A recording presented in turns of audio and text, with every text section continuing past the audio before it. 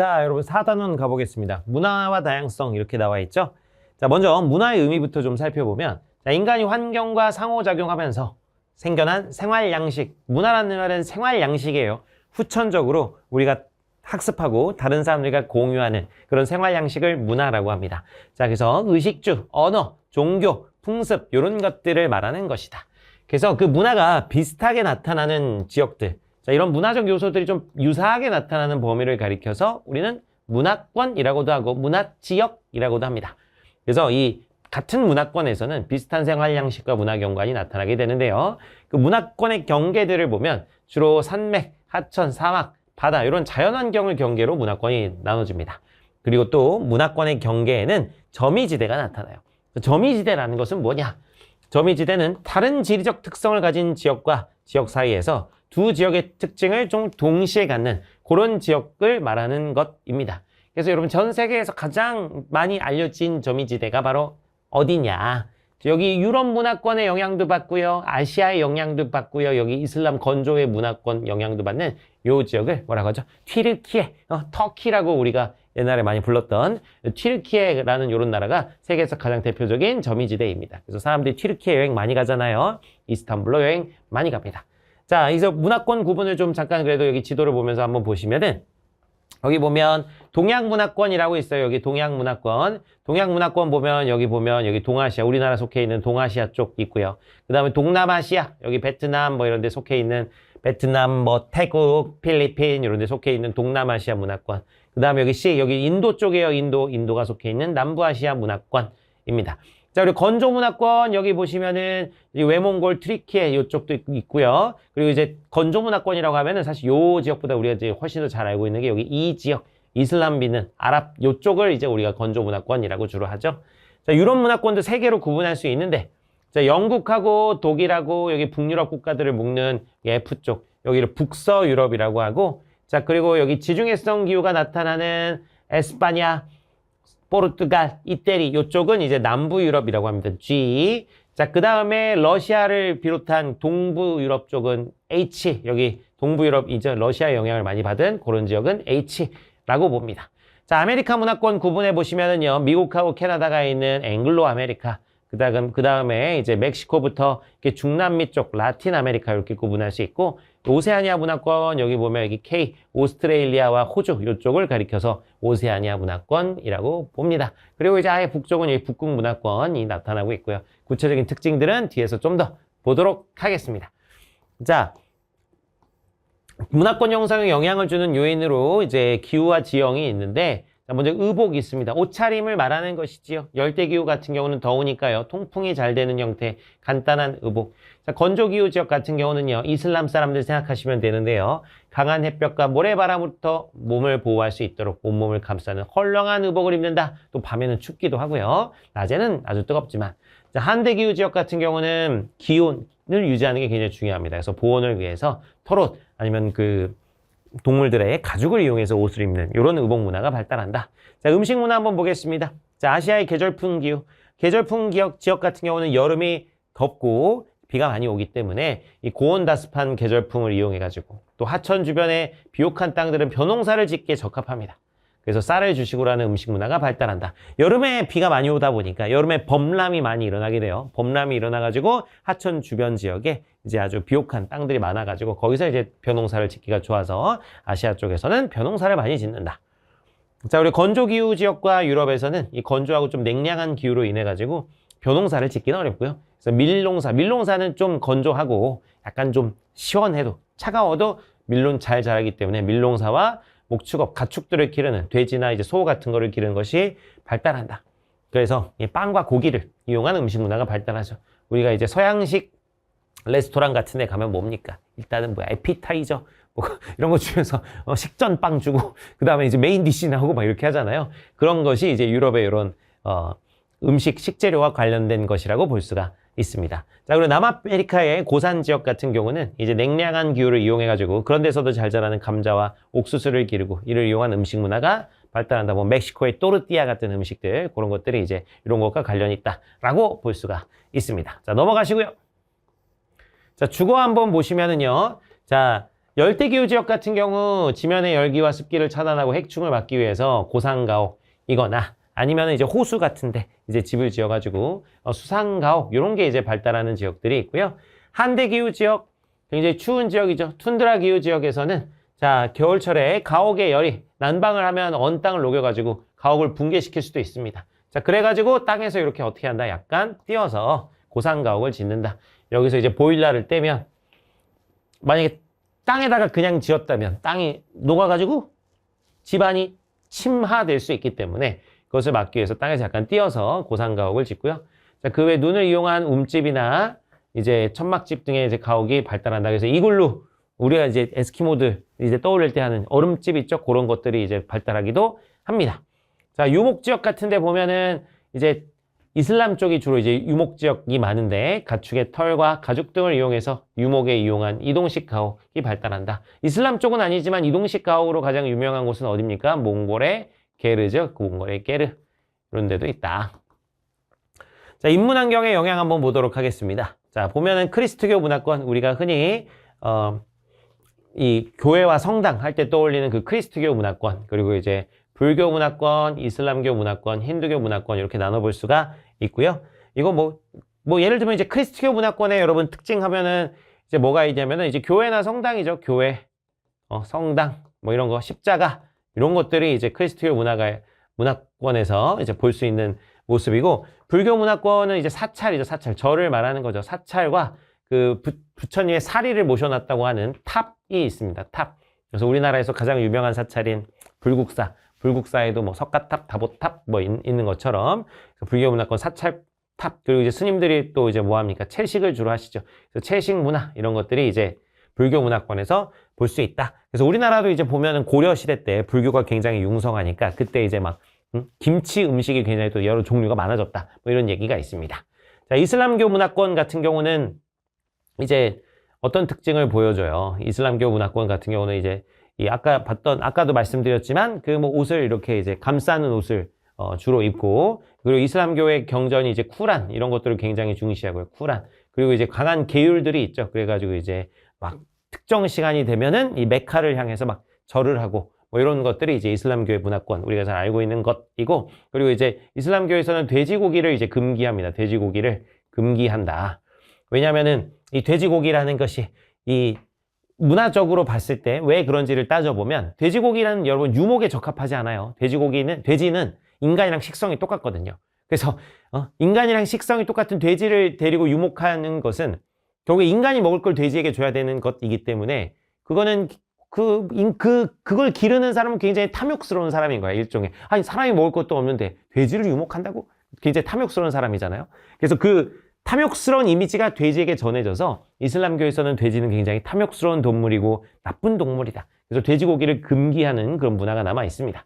자, 힌두교 같은 경우는 이제 어떠느냐? 힌두교는 반대죠. 이제 소를 신성시합니다. 소를 신성시. 소를 신성시해서 역시 소를 먹지 않게 되죠. 그리고 힌두교는 이제 다신교예요. 다신교. 그래서 물론 메이저 신들이 있습니다. 시바신, 비슈누신 이런 메이저 신들이 있지만 인도의 신들은 뭐 말로는 뭐 1억 명 정도의 신이 있다고 얘기해요. 그래서 어떤 이슬람교나 크리스트교의 어떤 유일신 사상과는 또 다른 여러 가지 풍경을 보여주고 있습니다. 하여튼 각 그 종교의 특징 그냥 간단하게만 좀 살펴봤고요.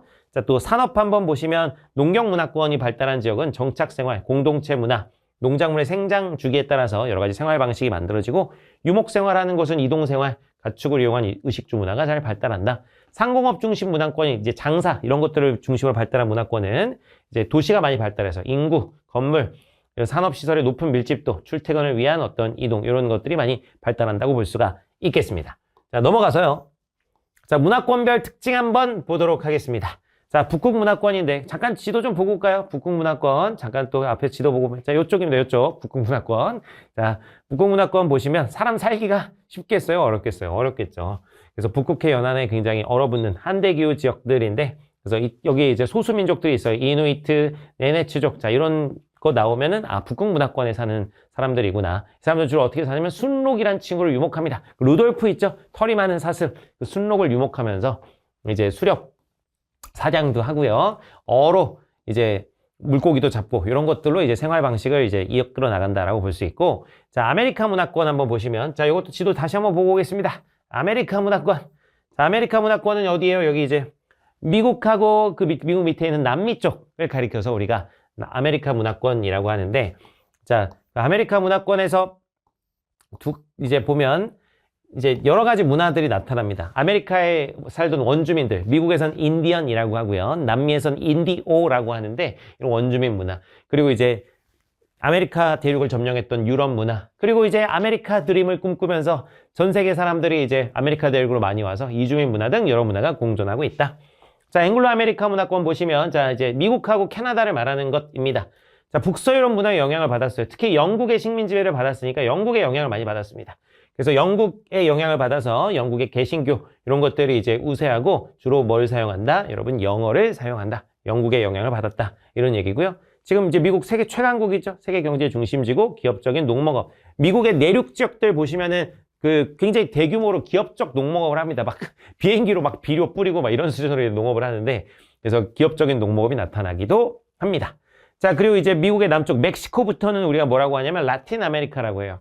그래서 라틴 아메리카는 남부 유럽 문화의 영향을 받았어요. 남부 유럽은 저기 스페인하고 포르투갈이라고 보시면 되는데, 스페인하고 포르투갈의 영향을 받았습니다. 그래서 이 브라질은 포르투갈의 지배를 받았고 나머지 지역은 대부분 스페인의 지배를 받았는데, 그래서 남부 유럽의 영향을 받았고, 이 스페인과 포르투갈의 민족은 라틴 쪽이에요. 그래서 그래서 라틴 아메리카 문화권을 라틴 아메리카라고 하는 겁니다. 이 스페인과 포르투갈, 라틴 쪽의 영향을 받았다. 이런 얘기고, 이 앵글로 아메리카는 이제 영국의 영향을 받았다. 영국의 민족을 앵글로 섹슨족이라고 합니다. 앵글로 섹슨족.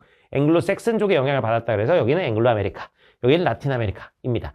그래서 얘네 영향을 받아가지고 카톨릭이 많고요. 주로 에스파뇰어와 포르투갈어를 사용한다. 자, 원주민들을 뭐라고 한다고요? 인디오라고 한다고요. 미국에서는 인디언이라고 하지만 라틴 아메리카에서는 인디오라고 하고, 백인, 흑인, 그리고 혼혈족 등 다양한 인종들이 굉장히 많다 이거예요. 라틴 아메리카 특히 이제 옛날부터 이제 흑인들 데려가지고 막 아프리카에 있는 흑인들 데려가서 라틴 아메리카에서 이제 노예로 막 부리고 이랬는데, 그런 것들로 인해서 이제 굉장히 다양한 민족들이 섞여 있는 다양한 문화가 나타나고 있습니다. 자, 그 다음에 오세아니아 보시면은요. 오세아니아도 잠깐 보시면 어디라고요? 여기 이제 호주, 오스트레일리아랑 뉴질랜드 이쪽을 말하는 것인데, 저기도 어디 식민 지배를 받았다, 여러분? 영국의 식민 지배를 받았습니다. 자, 영국의 식민 지배를 받았기 때문에 유럽 문화, 영어 이런 거 사용하고요. 개신교도의 비율이 높다 이렇게 볼 수 있고, 인구 밀도는 별로 높지 않고 자연환경이 잘 보존되고 있어가지고 관광산업이 발달한다라고 이야기할 수 있습니다. 그래서 워킹 홀리데이 이런 데 이러면 많이 가죠. 거기 가서 이제 양털 깎고 뭐 이런 거 하는 거예요. 자, 넘어가서 동양 문화권 한번 보시면요. 동양 문화권 뭐 여러분 잘 알지만 이제 우리나라 쪽입니다. 이게 아시아 문화권이죠. 아시아 쪽. 그래서 세 가지로 구분하면 동아시아, 동남아시아, 남부아시아로 볼 수가 있습니다. 자, 어쨌든 이 아시아 지역은 계절풍의 영향을 많이 받아서 벼농사를 많이 짓고요. 그래서 쌀 음식이 많죠. 자, 동아시아 문화권, 한중일을 말하는 겁니다. 한국, 중국, 일본. 자, 유교, 불교, 젓가락, 한자 이런 문화들이 이제 공통으로 누리고 있고요. 동남아시아로 넘어가면 베트남, 태국, 필리핀, 말레이시아 이런 곳인데, 자, 인도양과 태평양을 잇는 위치에 있어서 다양한 문화가 혼재합니다. 자, 지도 한번 보겠습니다. 지도 한번 보시면, 자, 이쪽이 이제 동남아시아, B 지역이 동남아시아잖아요. 여기가 인도양이죠. 인도 밑에 있는 인도양. 여기는 이제 태평양이지요. 그래서 이 태평양과 인도양을 사이에 두고 있는 이 동남아 쪽 교통의 요지라고 볼 수 있습니다. 그래서 지금도 그렇게 관광객이 많잖아요. 태국, 방콕 이런 데 가보면은 뭐 방콕이 전 세계 지금 배낭여행자 가장 많다고 하죠. 그래서 이렇게 교통의 요지로서 여러 문화들이 교류하기가 아주 좋았다. 지리적으로. 그래서 동남아시아 문화권은 굉장히 다양한 문화가 혼재하고 있다. 불교도 있고요. 이슬람교도 있고요. 그리스도교 문화도 있고요. 중국, 인도 문화, 뭐 여러 가지 문화들이 다 혼재되어 있다. 자, 남부아시아는 그 옆에 있는 어디입니까, 여러분? 인도라고 보시면 됩니다. 인도는 외세 침입이 너무 잦아서 다양한 종교와 언어, 민족 등이 나타나고 있다. 물론 인도는 힌두교를 믿지만 그 옆에 있는 파키스탄, 스리랑카 이런 나라들은 파키스탄은 이슬람교를 믿고 스리랑카는 불교를 믿고 있거든요. 그래서 이 다양한 종교가 나타나고 있다라고 볼 수가 있습니다. 자, 아프리카 문화권 한번 보시면 아프리카 문화권은 여기 사하라 사막 이남의 중남부 아프리카를 말하는 것인데 주로 열대기후가 나타나는 지역입니다. 역시 지도를 잠깐 보고 가시면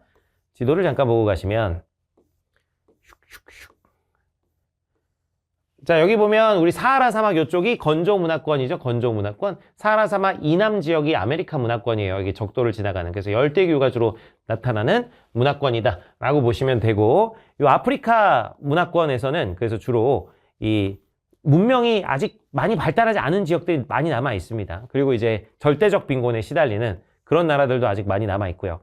그래서 아프리카 문화권 한번 보시면, 자, 부족 단위의 공동체 생활이 아직도 많이 남아 있습니다. 토속 신앙의 비율이 높고, 또 유럽인은 근데 식민지배 했기 때문에 영국이나 프랑스가 여기 식민지배 했어가지고 그리스도교가 많이 나타납니다.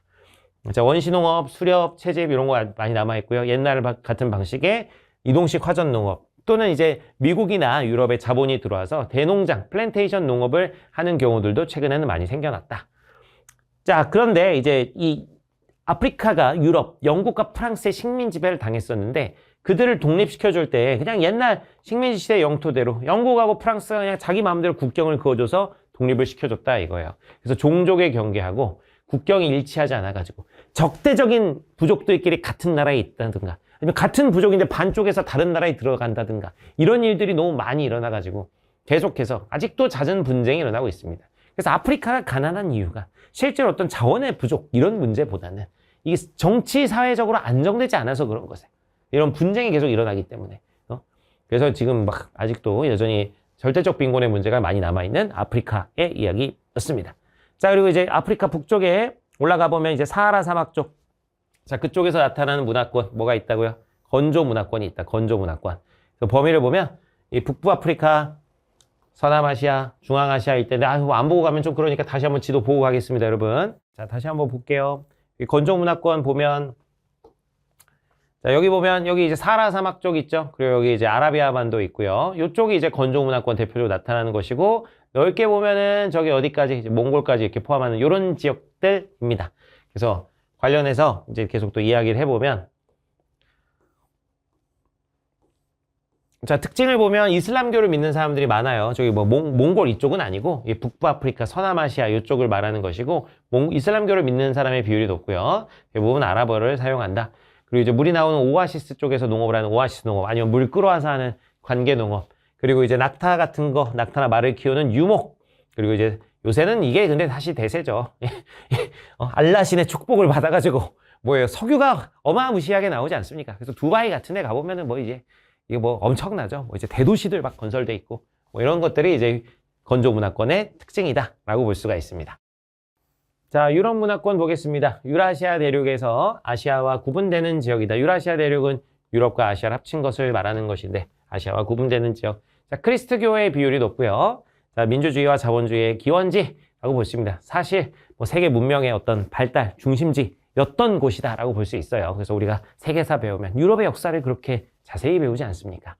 그래서 세 가지로 구분해 볼 수 있는데, 아까 잠깐 지도로 봤었는데 북서유럽, 남부유럽, 동부유럽 이렇게 볼 수가 있습니다. 자, 이 북서유럽은 이제 영국이나 독일 같은 데가 대표적이에요. 영국, 독일 그런 데가 대표적인데, 자, 이들의 민족 게르만 쪽입니다. 선생님 아까 앵글로 섹슨족이 영국이라 그랬잖아요. 근데 이제 앵글로 섹슨족도 게르만족에 포함되는 거예요. 게르만족에 포함되는. 그래서 이 영국이나 독일은 이제 북서유럽이고 게르만족이고요. 얘네는 이제 종교개혁을 일으켰던 개신교도의 비율이 높고, 또 농사는 혼합농업을 많이 하는데, 혼합농업은 이제 밀농사도 짓고요. 밀농사도 짓고, 저기 목축도 하는 거죠. 그래서 돼지나 소도 키우는 목축도 하는 것이다. 자, 그리고 낙농업은 여러분 뭐 가지고 하냐면, 낙농업은 이제 소젖, 우유 가지고 하는 거예요.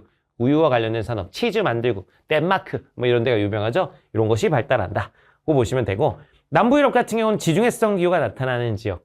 그래서 그 아까 에스파냐, 포르투갈, 이태리, 그리스 이런 데를 말하는 건데, 남부유럽은 피그즈라고도 해요. 이거 뭐 사실 좋은 말은 아닌데, 북서유럽 애들이 남부유럽 놀릴 때 쓰는 말이야. 니네는 경치가 좋고 날씨가 좋고 경치가 좋으니까 관광산업으로 먹고 살지, 니네는 게으른 돼지들이야. 이렇게 이제 할 때 피그즈라고 놀리는데, 포르투갈, 이탈리아, 그리스, 스페인 뭐 이런 데를 말하는 것입니다. 그래서 라틴족과 카톨릭교도의 비율이 높고요. 자, 그리고 이제 여름철에 고온 건조하다 그랬죠. 그걸 잘 견딜 수 있는 과일나무, 수목, 노목을 발달한다 라고 볼 수 있습니다. 자, 동부유럽은 이제 러시아 쪽이라고 보시면 됩니다. 러시아의 민족을 뭐라고 하냐면 슬라브족이라고 합니다. 그리고 이제 거기서 믿는 것, 이제 우리나라에는 거의 없는 것인데, 그리스 정교도라는 게 있어요. 옛날에 로마가 동로마랑 서로마랑 나눠지게 되면서 동로마 쪽에서 이제 그 크리스트교가 쭉 이어져 오는 동로마 교회의 전통이 남아있는 곳이 그리스 정교도입니다. 자, 그 그리스 정교도의 비율이 높고 또 여기 평야가 많기 때문에 농업 종사자의 비율이 비교적 높다라고 볼 수가 있습니다. 자, 그래서 민족하고요, 여러분, 종교, 요거를 꼭 기억을 해두세요. 북서 유럽은 게르만족, 개신교도, 남부 유럽은 라틴족, 카톨릭교, 동부 유럽은 슬라브족과 그리스 정교, 꼭 기억을 해두시기 바랍니다. 자, 넘어가서요. 자, 문화 변동과 전통 문화 한번 보도록 하겠습니다. 자, 문화 변동 한번 보시면, 자, 문화적 특성이 새로운 문화 요소의 등장이나 다른 문화와의 접촉을 이유로 변화하는 것을 문화 변동이라고 합니다. 자, 문화 변동의 요인 보면 내재적 요인, 우리나라 안에서 일어나는 것이에요. 그래서 외부에서 요인이 오는 게 아니라 우리나라 안에서 일어나는 것. 그래서 이걸 발명과 발견이 있는데, 발명은 없던 것을 새롭게 만들어 창조하는 겁니다. 한글을 창제한다든가 컴퓨터를 만든다든가. 자, 발견은 기존에 있었지만 널리 알려져 있던 않던 문화 요소를 찾아내는 거예요. 불의 쓰임을 찾아내고 전기 같은 거 어떻게 쓸지 찾아내고 이런 것들은 발견하는 것입니다. 자, 외재적 요인은 외국에서 요인이 오는 거예요. 그래서 한 사회 외부에서 새로운 문화 요소가 유입되면서 문화 변동을 일으키는 요인. 다른 말로 문화 전파라고 합니다. 외국에서 요인이 온다. 자, 직접 전파. 말 그대로 직접 사람이 전파하는 것입니다. 그래서 직접적으로 접촉해가지고 일어나는 전파로 주로 교역, 전쟁, 정복, 부족한 혼인. 그래서 이거는 여러분 바이 사람의 직접적인 접촉에 의해서 일어나는 것을 직접 전파라고 하고요. 자, 간접 전파 같은 경우는 인쇄물이나 인터넷 등 매개체를 통해서 하는 겁니다. 요새는 뭐예요, 여러분?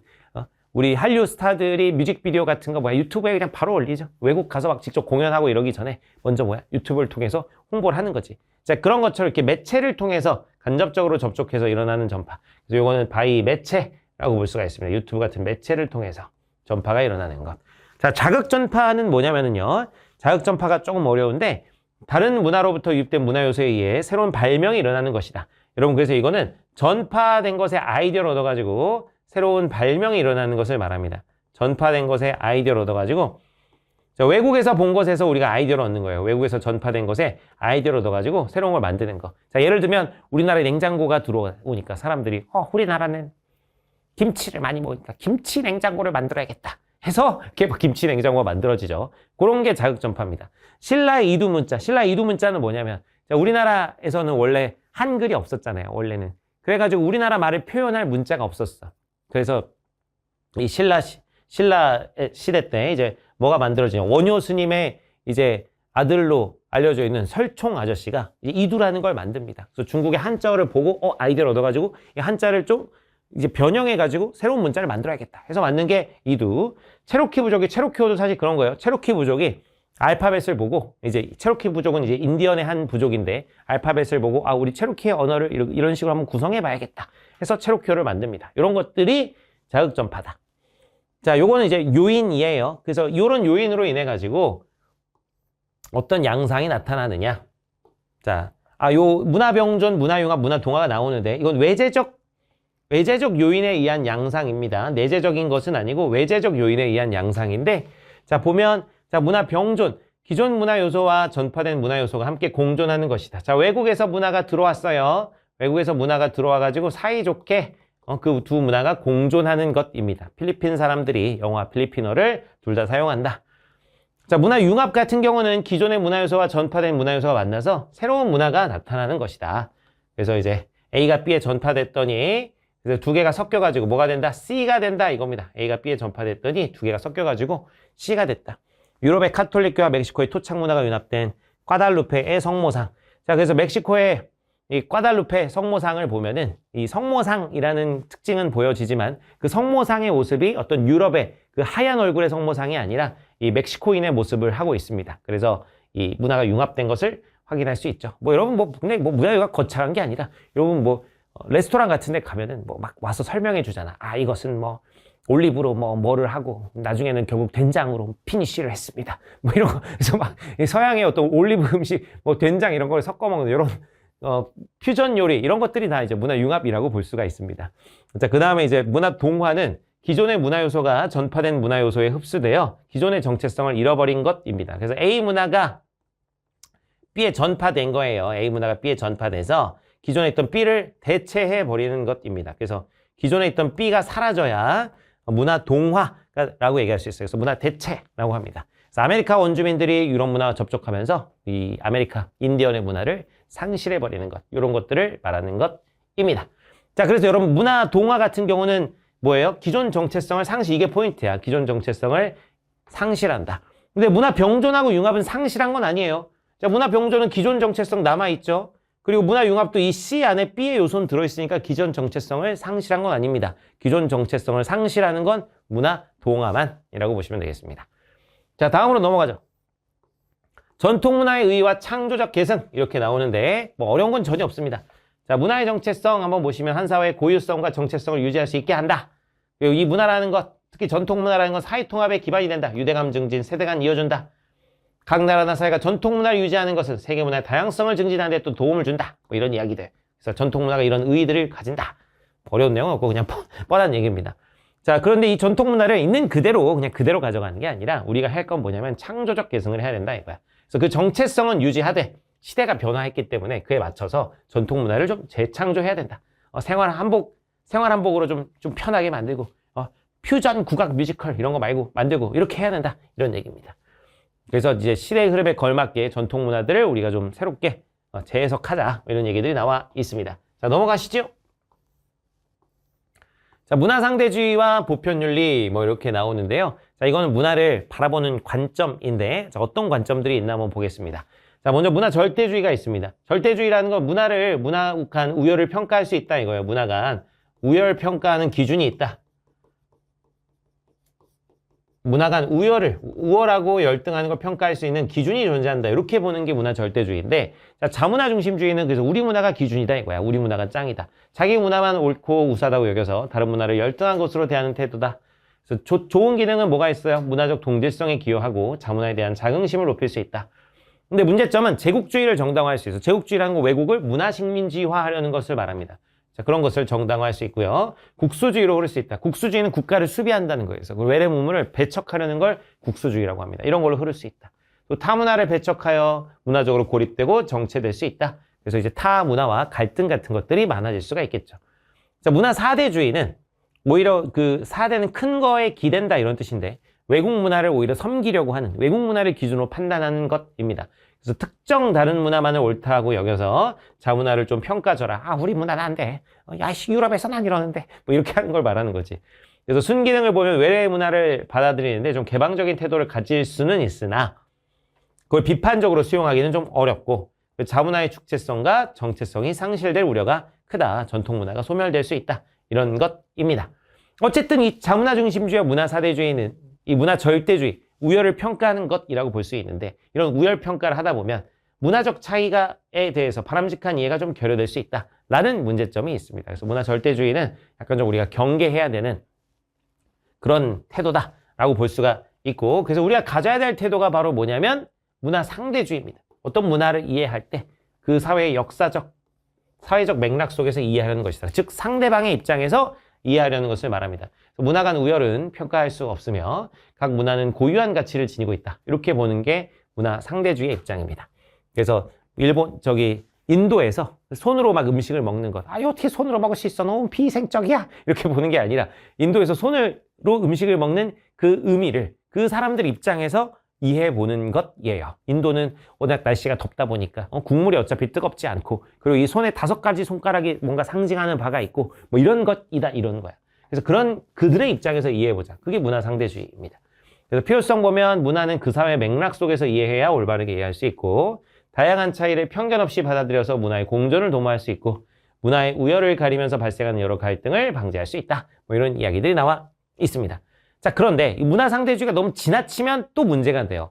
자, 인간의 존엄성 같은 것들을 무시하는 그런 문화까지도 인정해야 되는 이게 이제 물음표가 든다는 거지. 옛날에 중국에서 전족이라는 전통이 있었어요. 옛날에 중국에서는 여성의 발이 작을수록 아름답다고 여겨가지고 전족이란 걸 해가지고 어린아이들의 발을 칭칭 묶어가지고 발이 잘 자라지 못하도록 만들었죠. 자, 그런 것도 그 나라의 문화니까 그거 인정해야 되는 거 아니냐? 이렇게 가면 그건 인권 침해하는 것이기 때문에 그런 것까지 인정해 줄 수는 없다 이거예요. 그래서 인간의 존엄성 같은 그런 가치를 부정하는 문화까지 무분별하게 인정하게 된다면 그건 너무 극단적이다. 자, 이걸 그래서 윤리상대주의가 될 수 있다 이겁니다. 그러니까 문화를 상대적으로 상대방 입장에서 이해하는 건 되지만 우리가 윤리적 판단을 할 때는 그래도 어떤 보편적인 기준 이런 것들이 있어야 된다라는 거예요. 자, 이거를 다르게 비유하면 관용의 역설이라 그러는데 모든 걸 다 관용하다 보면은 어떤 폭력적인 인권 침해하는 것까지 관용해야 되는 것 아니냐라고 이렇게 의문을 가질 수가 있다라는 얘기입니다. 그게 관용의 역설입니다. 그래서 무제한적인 관용은 오히려 폭력적인 부분, 그럼 불관용까지도 관용해버리는 그런 모순적 상황으로 흐를 수 있다라는 게 관용의 역설입니다. 자, 그래서 문화 상대주의는 좋지만 또 너무 극단화돼서 윤리까지 상대적으로 보려고 한다거나 아니면 모든 걸 다 상대적으로 보려고 하는 이런 것이 돼서는 안 된다 이거죠. 자, 그래서 문화 상대주의적 관점을 가지면서도 우리는 무슨 관점을 가져야 되냐면 보편윤리에 대한 시각을 가져야 된다. 그래서 문화는 상대주의적으로 보지만 윤리적 판단을 할 때는 있어서 일반적 객관적인 도덕 원리들이 있다라는 것을 알아야 된다. 대표적으로 황금률이 있어요. 황금률. 황금률은 우리 예수님이 말씀하신 건데 남에게 대접받고자 하는 데를 남을 대접하라는 윤리 원칙. 근데 예수님만 말씀하신 게 아니라 인류의 위대한 스승들은 다 비슷한 이야기를 했습니다. 공자님의 서라는 게 있어요. 내가 받고 싶은 걸 남에게 행하거라. 다 비슷한 맥락들인 것이죠. 자, 이런 보편 윤리를 통해서 이제 문화를 성찰해야 된다. 그래서 우리가 문화를 상대적으로 보면서 그 문화의 고유한 가치도 존중하면서 또 더불어서 윤리적인 성찰할 때는 우리가 보편 윤리적 관점에서 성찰해야 된다. 그래야 극단적 문화 상대주의로 빠진 걸 막고 문화의 질적 발전을 실현할 수 있다. 이런 이야기입니다. 자, 넘어가겠습니다. 자, 다문화 사회는 굉장히 쉽습니다, 여러분. 다문화 사회와 문화 다양성 이렇게 나와 있는데 다문화 사회의 의미와 등장 배경 보시면 자, 인종, 언어, 종교 등 서로 다양한 문화적 배경을 가진 사람들이 어우러져 사는 것이 다문화 사회다. 쭉 보면 등장 배경을 보겠습니다. 교통통신이 발달하면서 세계화가 이루어지게 되면서 국제적인 교류가 굉장히 잦아졌다. 자, 우리나라 경우 국제 결혼 이주민, 외국인 근로자, 유학생, 북한 이탈 주민 이렇게 다양한 문화적 배경을 가진 사람들이 늘어났다. 이런 얘기입니다. 자, 긍정적인 측면을 좀 보면은요. 문화의 다양성이 늘어나게 됩니다. 그러니까 새로운 문화가 유입돼서 다양한 문화적 경험, 그래서 편견과 선입견이 이제 좀 줄어들면서 문화적 자극을 제공할 수 있다. 그리고 이제 우리나라 같은 경우 이제 젊은 사람들 비중이 점점 줄어들고 있는데 그래서 노동력 부족이 이제 심각해질 수 있는데 그런 현상을 좀 해소해 줄 수 있다. 이주 노동자들, 외국인 노동자들 유입은 부족한 노동력을 채워주고 또 국제 결혼 이주민들은 젊은 층이 부족한 농어촌 사회에 활력을 준다. 이런 얘기입니다. 자, 근데 부정적 영향도 있어요. 여기 보면 문화적 차이를 이해하지 못해서 갈등이 발생해서 사회적 통합이 어려워질 수 있다. 이런 얘기입니다. 그러니까 다문화 사회가 좀 좋은 방향으로 흘러가면 위에서 얘기했던 것처럼 편견과 선입견을 약화시킬 수 있는데 근데 오히려 좀 안 좋은 방향으로 흘러가면 서로에 대한 어떤 부정적인 편견들이 또 강화될 수도 있는 거야. 그럴 때는 이제 갈등이 발생해서 통합이 어려울 수 있다 이거죠. 자, 그리고 또 주류 집단이 소수 집단에 대한 편견을 가지고 차별할 우려. 그래서 이제 이런 문제가 생길 수 있고요. 그래서 인종차별, 외국인 근로자에 대한 차별 이런 것들이 생길 수가 있다. 자, 이런 것들을 해결하기 위해서 우리는 어떻게 해야 되는가? 자, 개인적 차원에서는 자, 문화 상대주의적 태도를 가져야 된다. 그래서 모든 문화는 나름의 가치가 있다. 맥락이 있다는 걸 좀 인정해줘야 되고 또 관용, 상대방 관용이라는 건 인정하는 것입니다. 그래서 이주민을 외지인으로 바라보지 않고 나와 같은 구성으로 인식하여 관용, 인정해줘야 된다. 자, 사회적 차원으로는 이주민들을 위한 법과 제도를 마련하고요. 다문화 관련된 교육을 하고요. 자, 다문화 정책과 관련된 대표적인 관점 보겠습니다. 자, 이제 마무리 내용인데요. 자, 여기 보면 이제 용광로 이론이라고 있어요. 용광로 이론. 용광로라는 게 금속을 녹여서 하나로 합친다는 것이잖아요. 그래서 그 다양한 금속을 넣어서 하나의 금속을 만들듯이 이주민의 문화도 주요 문화에 넣어가지고 다 하나의 문화로 만들어야 된다는 입장입니다. 그래서 이주민이 우리나라에 오면 우리나라의 문화에 다 동화시켜야 된다. 이런 취지에서 동화주의라고도 하고요. 자, 샐러드 볼 이론은 이 볼이 그릇을 말하는 거예요. 바울이야, 바울. 그래서 샐러드 그릇처럼 자, 샐러드 그릇 안에는 다양한 샐러드의 재료들이 자기 특색을 유지하면서 조화를 이루고 있습니다. 자, 그런 것처럼 다양한 재료들이 조화를 이루는 샐러드 그릇처럼 이주민의 문화와 주류 문화 모두가 서로 고유성을 유지하면서 조화를 이루어야 된다. 자, 이런 입장은 다문화주의라고 볼 수가 있겠습니다.